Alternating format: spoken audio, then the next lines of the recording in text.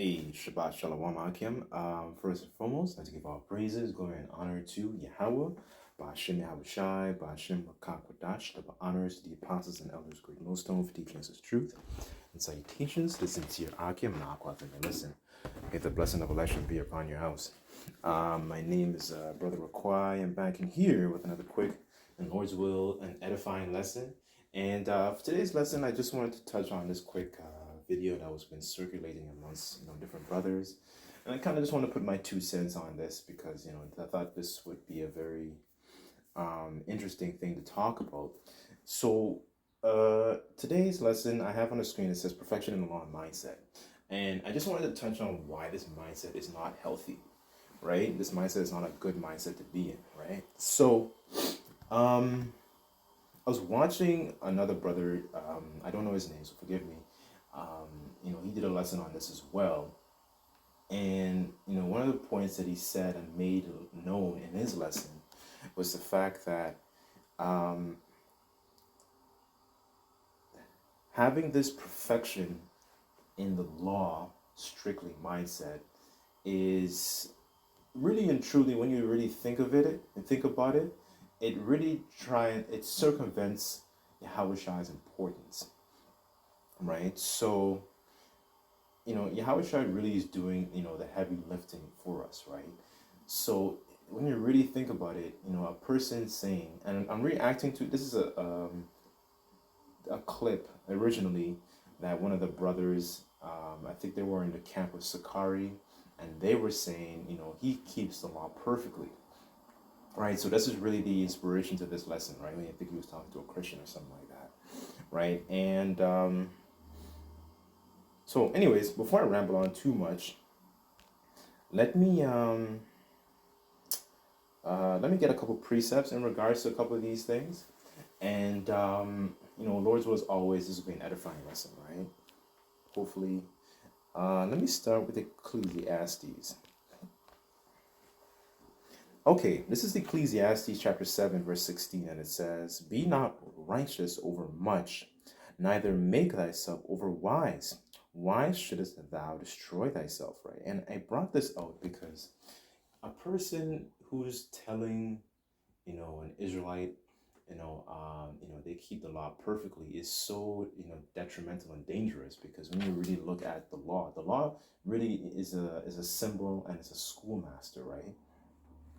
Right? So there are not a lot of the things we can keep in the predicament you're in, right? So when you take into account the law itself, and then when you take into account the situation that you're in, because we're in a situation as Israelites where we sinned against the Most High, and we're in captivity, right? We're subject to payments. There are things that we have to do to make our daily bread, so on and so forth. Are there things we can keep? Absolutely, yes, there are. However, there are a lot of things that we're unable to can keep, because pursuant to the curses, for example, we have to go to our enemies for the one of all things, right? And that includes, I guess you can call it, intangible things like a job or so on and so forth, right? Speaking for myself, for example, and you probably have other brothers can attest to this as well. For example, today's the Sabbath. A lot of us have to go into work on the Sabbath, right? A lot of us have to do particular things, on a day like today, just using the Sabbath as an example, right? We can't, you can't keep that 100%. We're in captivity. What are you going to do? Are you going to call into work sick every single day, right? Not every single day, excuse me. Every single, Sabbath day, essentially, you're going to lose your job, right? So that's how you can destroy yourself. You can destroy your living situation, just trying that mindset to keep the law, right? Rather than essentially going through Yahweh Shai, right? Leaning on his sacrifice so we can get back to the Father, right? And you see how that mindset can destroy yourself? It can destroy your whole living situation. Why would you tell somebody that, right? And that's really the point I wanted to make. But, there's importance. We do discuss a lot of these laws, and we keep them to the best of our ability. Romans 3, verse 31, it says, "Do we then make void the law through faith. Yahweh forbid, yea, we establish a law, right? So we talk about certain things because when you really look at like the details of why the Lord created and made certain things, essentially laws, for example, why he doesn't want us to eat certain things, right? When you really think about it, it really maintains order. It maintains us to be a holy people, right? Because our people are essentially have become degenerate plants of a strange vine, right? The Lord planted us to be a noble and holy and a right seed. But, because, we began to, do particular things and break a lot of these laws, essentially, the Lord gave us essentially a bill of divorce, cast us away, like it says in Jeremiah chapter 3, right? And, because we went a whoring after other gods, essentially, right? But so we establish a law. We understand that, okay, this is why we're in the situation that we're in. But when when you tell somebody that essentially, that you keep the law. You're saying to yourself, you keep the law perfectly. Essentially, you're circumventing Yahweh's sacrifice, Yahweh's importance, right? And trying to kind of essentially seek your own righteousness, right? As a matter of fact, I'm saying that word a lot. Let me get the word. Let me get the word circumvent so we can get some more clarity. Just bear with me.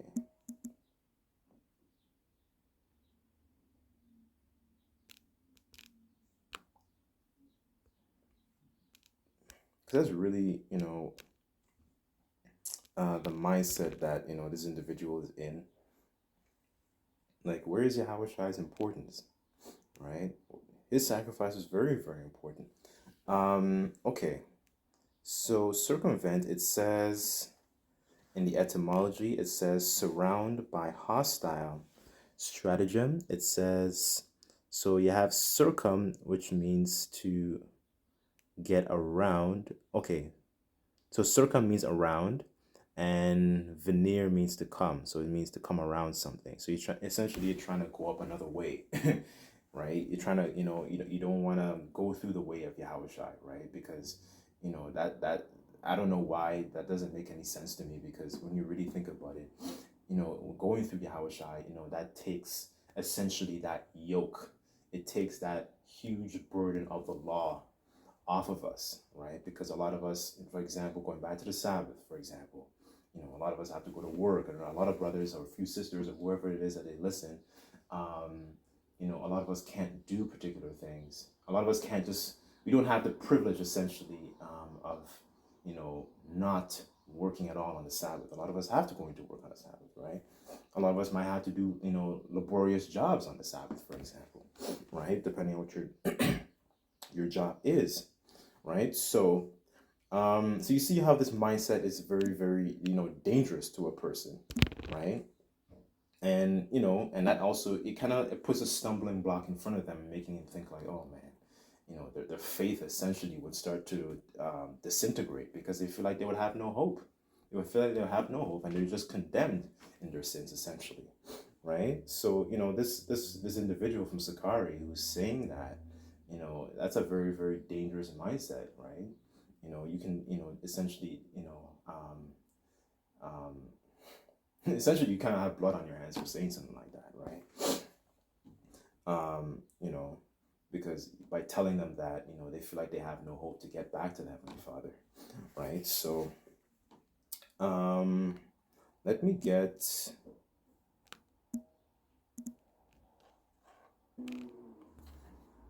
Okay, this is Galatians 5, verse 1. And here, look at the top of the screen, it says freedom in the Mashiach Yahushua.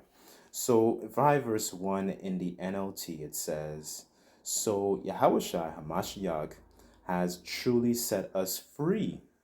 Now make sure that you stay free and don't get tied up again in the slavery to the law, right? Because that is a heavier yoke of bondage that you're putting on somebody else when you tell somebody that, because Yahushua not only is our example of how we essentially of how we ought to live our lives, right? but he's that essentially what comes with going through Yahushai is a mercy, right? We need someone to advocate for us, essentially. He's a lawyer, right? To essentially essentially kind of like speak on our behalf, right? Right. Verse 2, it says in the NLT, listen, I, Paul, tell you this. If you're counting on circumcision to make you right with Yahweh Bashem Yahushai, then Yahushai Hamashiach will be of no benefit to you. I'll say it again.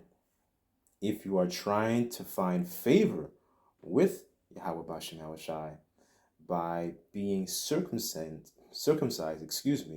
you must obey every regulation in the law of Moses, right? So you have to essentially you're a debtor to keep the whole law, right?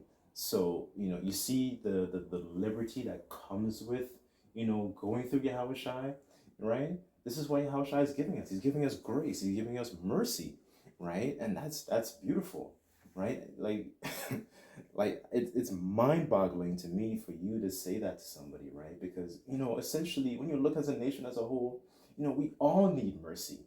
But 2/3 of our people are not going to actually capitalize on it, right? But for the elect's sake, the elect are essentially going to capitalize and see the importance of that mercy, and try and change themselves, and essentially make themselves a more chaste wife in the spirit towards their husband, right? Towards that bridegroom, essentially, right? That's why Paul says in 2 Corinthians 11, I've espoused you to one husband, so we don't go a whoring, with that mercy, and with that liberty that we have now. Essentially, we don't go a whoring, essentially after other gods. We don't do these particular things. We don't make, these abominable sacrifices and a lot of the things that, a lot of our forefathers done. Okay. Let's get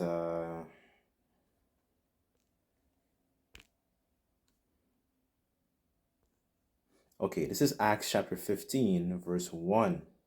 It says, when Paul and Barnabas were at Antioch of Syria, some men from Judea arrived and began to teach the believers, unless you are circumcised as required by the law of Moses, you cannot be saved.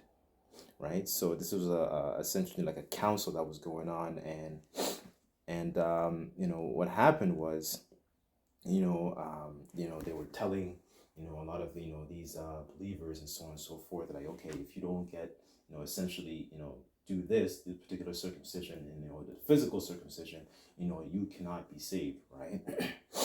Right. So I want to jump down because there was a point I really just wanted to hit. Just bear with me here.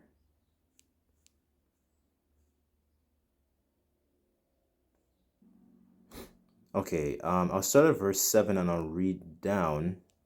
The point I really wanted to hit was in verse 10. So here it says, after a meeting and a long discussion, Peter stood and addressed them as fellows. Brothers, you all know that Yahweh chose me from among you some time ago to preach unto the Gentiles, so that they can hear the good news and believe, right? And these Gentiles were Israelites that fell away. It says, Yahweh knows people's hearts and confirmed that he accepts Gentiles by giving them the Holy Spirit, just as he did to us. He made no distinction between us and them, for he cleansed their hearts through faith. So why are you challenging the Most High by burdening Gentile believers with a yoke neither we or nor their ancestors were able to bear? And that's true. That is the mindset that you have today with this individual here. You have this guy saying that he keeps the law perfectly. A person, if you're an Israelite and you just came across the truth and you're speaking to an individual like that, you're gonna think, man, that statement, it would put a lot of that heavy burden upon them, right? And we're in this situation because we couldn't keep that burden, to the T in the first place. So why would you say that to an individual, right? They're gonna feel like, back to the point I mentioned earlier, they're gonna feel like they have no hope to get back to the Heavenly Father and find grace, right, through Yahweh Shai, right? And I'm making points to show that Yahweh Shai sacrifice, in this time is extremely important. It's extremely important because law, yes, is a very, very beautiful thing, because the scriptures say that his ways are higher than our ways. And the laws actually maintain order when you really go into like the nitty-gritty of things. But you have to understand also, we're in captivity, so there's not everything that we can keep, right? So what's the most really a very important circumcision, I would say, is the circumcision of the mind, right? So I'll read verse 10 again, and it says, so why are you now challenging Yahweh by burdening the Gentile believers with a yoke neither nor their ancestors were able to bear, right? And that is the mindset that this individual was saying. Like, you're putting you're putting heavy shackles on these people, right? I have on somebody who's not able to bear this, right? So, I guess I'll hit this last precept, and then I'll close it off here, right? I'm just making points to show that Yahweh Shai's sacrifice is indeed important, right? We can't just ignore Yahweh Shai's importance. Let's bear with me on this. Okay, this is 1 Peter 1 verse 18, and it says, or in the KJV, it says, for as much as ye know that ye were not redeemed by corruptible things as gold and silver from your vain conversations received by tradition from our fathers, but by the precious blood of Yahushua HaMashiach, as of a lamb without blemish and without spot, right? So this is how we got brought back. Yahushua, is giving us a way, through Yahushua's sacrifice, through that blood is how we were made, nigh unto the Father, right? We're getting close back. We have that relationship is being essentially, coming back, right? That enmity is slain, like it says in Ephesians, right? Because, the Most High put us away as a nation, when you really think about it. And then on top of that as well, another caveat to this I can actually add as well, through Yahushua's sacrifice, you have, both Judah and Ephraim, the northern son of the kingdom, being, rejoined back together, right? And that's beautiful too, because, there was enmity between us, right? Even to this day, you still have, so-called, the southern kingdom having, distaste for the northern kingdom, and so on and so forth, right? And because other people they're destroyed for lack of knowledge, and they don't understand that they're the same people. They're caught up in essentially the face value of how they look, and so on and so forth. But they're both Israelites, but they don't, there's still that so much enmity between them. But now through Yahushua's sacrifice, we understand that, oh my goodness, we're the same people. Wow, shalom, you know what I'm saying? You become a lot more brotherly, right? Right? So anyways, hopefully this video, was edifying, comforting to you, free brothers and free sisters that may listen. And I'd like to give all praises, glory, and honor to Yahweh Bashim Shai. Till next time, I say shalom.